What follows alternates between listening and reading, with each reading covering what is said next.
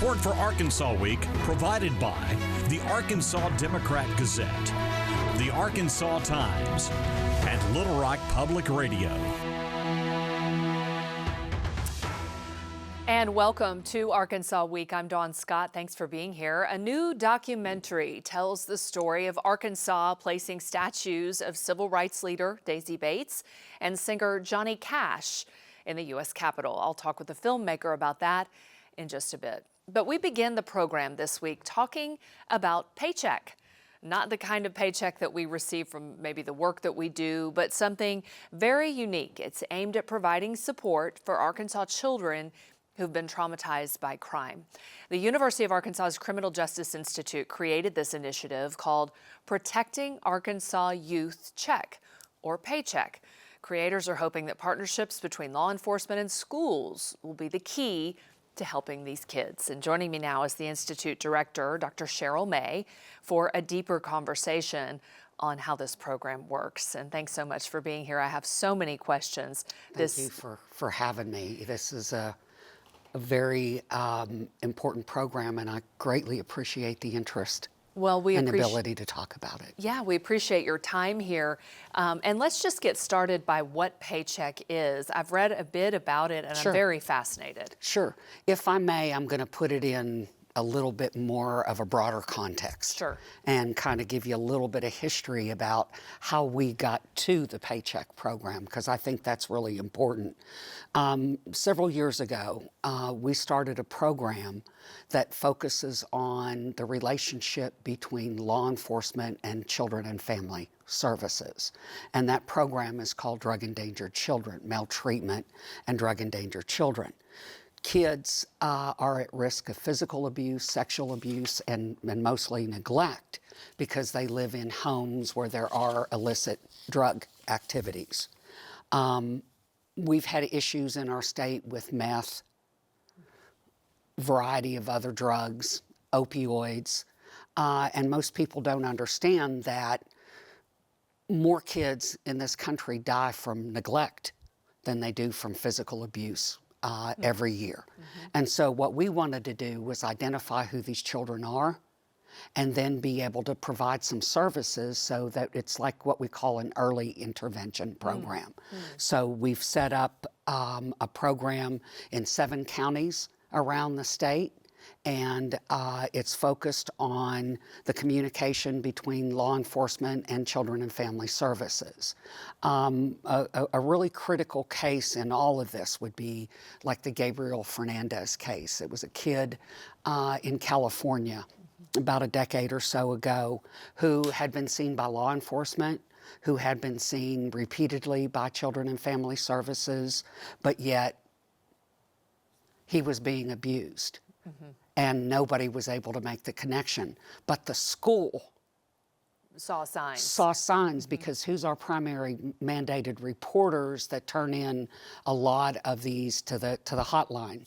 It's our school personnel. And so the school kept trying to bring it to attention. To make a long story short, unfortunately, Gabriel was murdered. And it was just a case that brought to light how critically important that all of these entities and their collaboration. You know, I've worked with law enforcement for a very long time, and one thing I do know is that they're very focused on helping kids, and obviously so is DCFS. So why not try to bring them together? And it was in the process of doing this program that the whole idea of wrapping in our schools became critically important. And the reason why that was so important was because there was a program out in West Virginia that's called Handle with Care. So it originated there. It originated in West Virginia. And it goes back years and years and years, decades. And the primary purpose of the Handle with Care program was to identify kids that are traumatized outside of school. They end up going to school after being traumatized. The school doesn't know is not aware. The kid will act out, they'll have behavioral issues, might not have homework done, and then it can start the whole discipline program. So we decided as part of our maltreatment and drug endangered children program that we would do the handle with care. But what we soon realized was that there's only 2 states in the country that cannot call it handle with care. And the reason why we can't call it handle with care is because we have in our schools a handle with care program that's focused on restraints. Oh, I and we see. didn't want to get the two. Confused. And so that's where the name Paycheck, and it was actually initiated and brought about through an initiative of these 7 counties, and primarily White County, that came up with the name. And this is specifically focused toward children who've experienced trauma related to crime, or could it be related also to drugs or abuse? Oh, it can be related to just about anything. One of the key things that we focus on, and if you like, I can talk about the requirements of the program and why they're so important, is the overall fact that kids can be traumatized in a variety of different ways. And like I said earlier, oftentimes they're traumatized and it's outside of school. We see domestic violence, law enforcement is a great example. Law enforcement's called to homes all the time for domestic violence. And oftentimes there are kids that are in those homes. And they go back to school, nobody knows. I think we can easily make the case that these kids have been traumatized. And so the idea is if the school is alerted, then they can keep an eye on the kid. The last thing that you want to do is further traumatize them by asking them a series of questions. Just keep an eye on them. Yeah. Have them on your radar. Yes, ma'am. Don't punish them, because, you think about it, and the child will go to school for 8 hours, 7 hours a day, and the teachers and educators are the ones who see them much more than their parents, more than law enforcement, more than a DCFS employee or worker. And you're right, they might act out, and then the school or teacher may punish, which is the worst thing that could happen. And then there could be a history. And so we see that escalation of discipline that can be extremely harmful to our kids. So the idea is if they're alerted early enough and the child acts out, then the school knows, hey, we need to get them hooked up with the counselor. Maybe there are some mental health resources that either the child or other resources that the family might be able to benefit from. Well, let me ask this then. How would the school know? This program I know is working to bring information to all parties that need to know. So is it a law enforcement that would file a report so that the school might be notified? Yes. Tell us how that works. Yes, let's take the case of domestic violence. One of the requirements that we have for law enforcement is that they have to adopt this policy called Safeguarding Children of Arrested Parents. Because if they go in a home and they arrest a parent, it's going to traumatize that child. And we teach them how to, and this policy acknowledges the importance of limiting the amount of trauma that the child is exposed to. And so they would know that in a domestic violence situation where there's either toys around or there's an actual child present, that they need to go to our electronic portal. They identify a person that is going to be emailed at the school, a point of contact at the school, and that the school will then take that information. It'll go to the people who need to know. And then those folks in law enforcement and those folks at the school get training on how to recognize a kid being traumatized, the importance of that child being traumatized, and why it's important not to re-traumatize them. Well, I read that training did roll out in October for the program. Do all districts in the state take part in this, or only a small number at this time? No, we've only got a small number. Right now, we're about 35 school districts. It's important that the school district and the law enforcement agency has to be engaged. And because most people who know me, know that I'm very passionate about a number of things, and particularly things that involve our kids. Sure. And that it's really important that we can do it, but let's do it the right way, so that we don't have any kids falling through the cracks and we can actually get them to where they need to be Is in it this whole available process. for all districts? Yes, we rolled it out. Instead of it being just within the 7 agencies of the Okay. Maltreatment and Drug Endangered Children Program, in October we rolled it out statewide. Okay, who funds the program? It's funded by our state funding at the Criminal Justice Institute. Okay, very interesting. Is there, do you think, or has there been, I guess, a disconnect, do you think, between law enforcement thinking first, oh, let's contact a school, let's contact a teacher? It's sort of like different entities, and it's not top of mind, I think, probably. Yeah. I mean, for law enforcement, it's top of mind is safety, right? Sure. Protect all the people in this environment when I arrive on the scene, Absolutely. right? And I don't want what I'm about to say to be portrayed negatively for law enforcement, but sometimes opening their mind and their perception to how certain things they can do can impact kids in a negative way is really important. So that's why that training and then having that policy, probably the biggest issue that we have in getting new schools implemented is either law enforcement or schools wanting to do the extra work. I see. To get it done. Well, what does the work entail? Well, Like it's adopting the policy and being able to take the training, and the training is online. So we try to make it as easy as possible. We give them an extended period of time within which they can accomplish this. And so, we understand that, law enforcement agencies and schools can be understaffed. And, Sure, and don't just have by enough time. asking them to do additional work can create a hardship But it for seems them. that this has been the critical missing piece for such a long time. It Yes, seems ma'am. like such common sense as sitting here talking about it, but it hasn't really been in place. Yeah. It has been the kids go to school. If they're a discipline problem, they get in trouble. Then they go home, but then they're left at home and to suffer whatever it is that they're facing. Yep. And you're right. I mean, it's a key piece Yes, ma'am. of this puzzle. Tell me, the LEARNS Act from earlier this year, our governor's LEARNS Act, the State Department of Education mentioned this was a key component of that and keeping children safe. Yeah, well, I think what they were referring to is the school safety component of the LEARNS Act.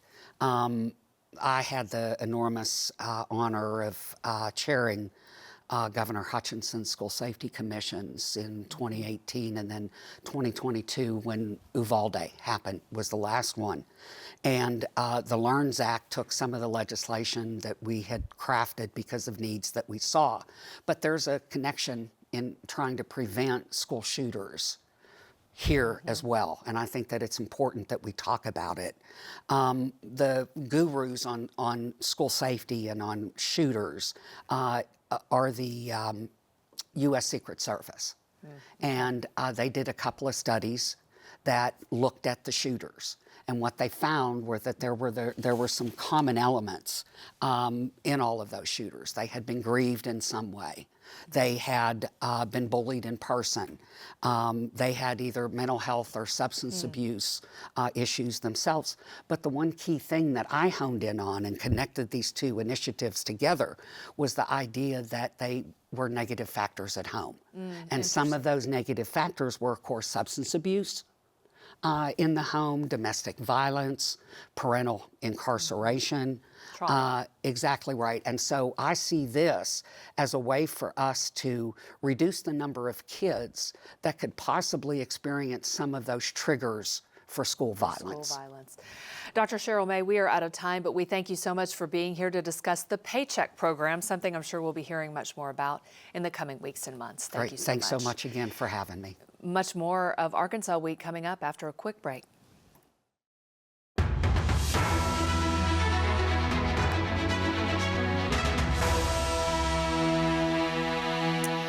Welcome back. Arkansas unveiled 2 new statues last year that now represent the state and the U.S. Capitol. Civil rights leader Daisy Bates and singer-songwriter Johnny Cash were selected by the legislature in 2019, but it took 5 years for the process to culminate in the 8-foot-tall bronze statues being revealed during ceremonies in Washington, D.C. A new documentary produced by Arkansas PBS has been premiered, sharing details of that process and those involved in it. And the film is called Unveiled, Daisy Bates and Johnny Cash. It was screened Wednesday, March 19th at Robinson Center in Little Rock and made its broadcast debut here on Thursday, March 20th. And joining me is the filmmaker in charge of the project, Nathan Willis. Thank you so much for being here. So good to see you. So good to see you. Thank you for having me. I am so curious what you hope to capture as you began working to document the historic changing of these Arkansas statues and how that changed through the process. Yeah, so I was just very honored to be asked to tell this story. It's just a very exciting time in Arkansas history. And really, I just wanted to capture the essence of Johnny Cash and Daisy Bates and their stories and why Arkansas chose them and what it means about what it says about Arkansas that these are the 2 individuals that they chose to represent the state.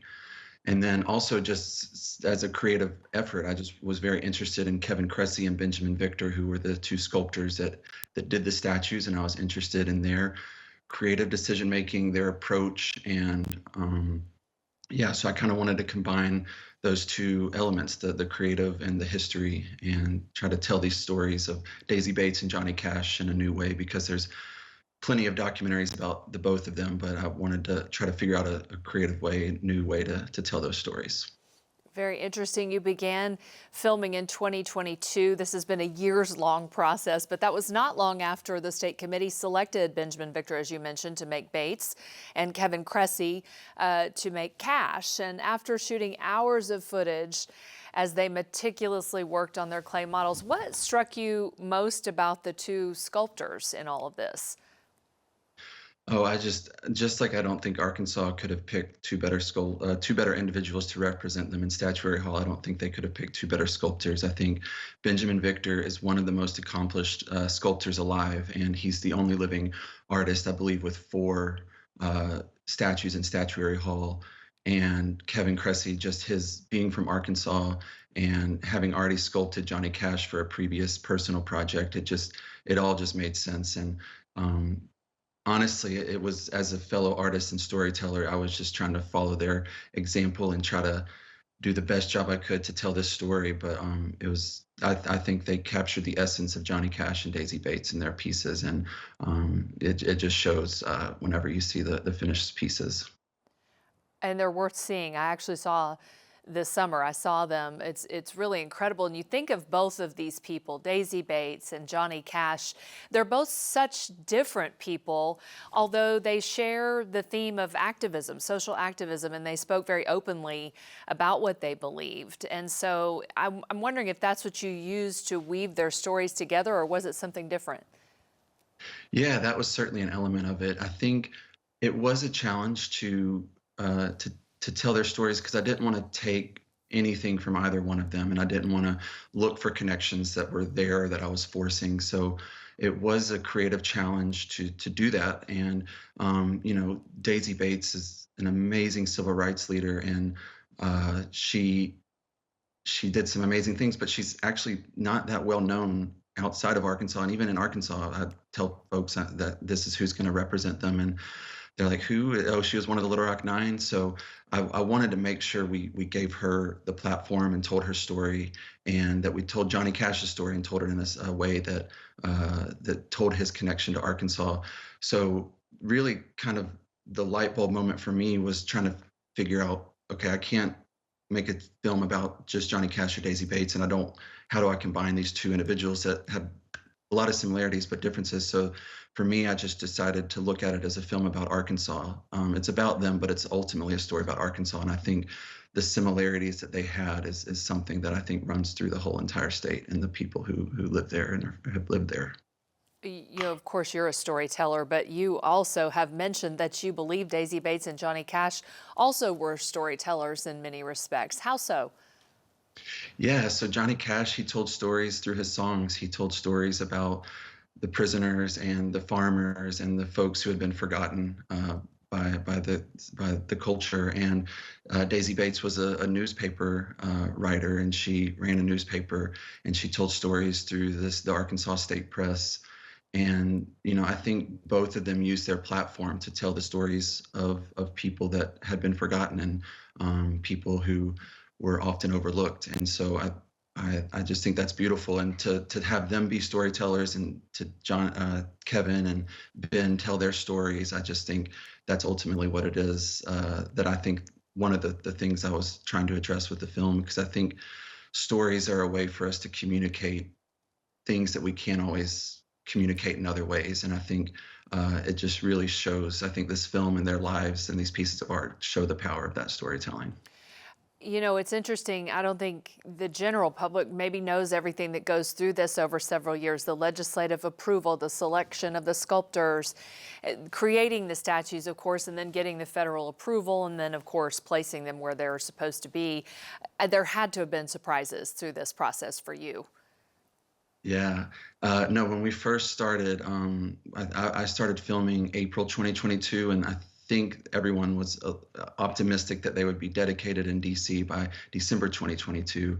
And, with multiple approvals, and it literally takes acts of Congress to get these approved. So it ended up taking a little longer. So a project that we thought was going to be over in about a year, we're now almost 3 years out from when I started. So it definitely was a challenge and waiting. And they had told us that we might only have a 1 or 2 week heads up of when the day that they were going to be dedicated. So for about 3 years or 2 years before the dedications were scheduled, I was just never wanting to plan anything too far out, because I was like, this might be the moment, this might be the weekend or the week that they choose to dedicate. So that was a little stressful, but is all's well that ends well. Is there anyone you met through the process that really struck you? Yeah, I mean, obviously Benjamin and Kevin, just to now call artists like that, of that caliber, friends, was something surprising. I feel like this is my third feature, and I feel like every participant, every person I filmed with, I have a very special relationship with. But to spend so much time with these amazing artists was very, it made me a better filmmaker. It made me a better storyteller. And just other folks I met along the way, Shane Broadway, who led this entire process for the state, was just a complete rock star. And I don't think Arkansas will ever really fully know all of the work that he did behind the scenes to make this happen. And then the folks at the Arkansas, the Johnny Cash Childhood Home, they let us come film there. The folks from the LC and Daisy Bates House Museum, their committee was just so welcoming and helpful in this process, and we were able to go film at her home. And yes, it was just so many friends that I made along the way. It was very special. You know what? A personal matter for you. Not long after you began working on the film, you were diagnosed with Parkinson's disease. And for people like yourself with this young onset Parkinson's, it means retiring early, sometimes within 10 years of the disease's onset. First of all of us are thinking about you, but did that diagnosis affect your work in making this documentary? Yeah, absolutely. Yeah, so I started filming April 2022, and then in September 2022, I was diagnosed with Parkinson's. And yeah, I mean, it was a surprise. I was 36 years old at the time, and thought I had a long career, and maybe I still do, but there was just a lot of self-doubt and just panic, and just like, well, I guess my career's over, and I guess I have to hang up my hat. And but I think making this film was a way for me to process a lot of that. And it gave me hope, because I look at the lives of Daisy Bates and Johnny Cash and the hard things that they went through, and devastating things that I would never wish on anyone.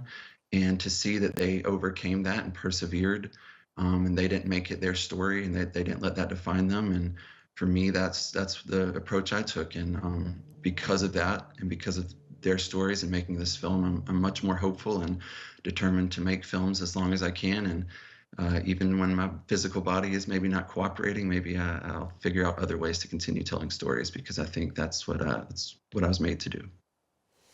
Well, you're definitely making an impact, and thank you for sharing not only your personal story, but your journey through making this film, Unveiled, Daisy Bates and Johnny Cash. Nathan Willis, thank you.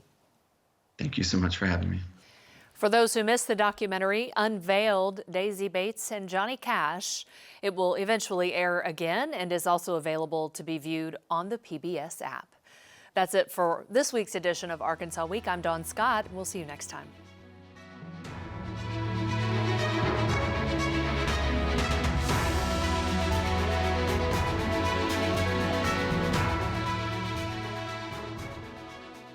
Support for Arkansas Week provided by the Arkansas Democrat-Gazette, the Arkansas Times, and Little Rock Public Radio.